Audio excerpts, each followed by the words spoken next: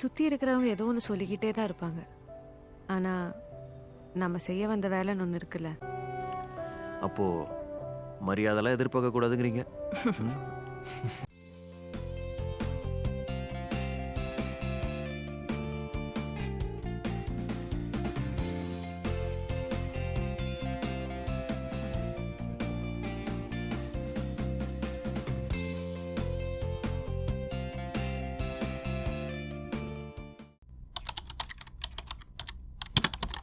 வேலையை சரியாக செஞ்சால் மரியாதை தானாக வரப்போகுது.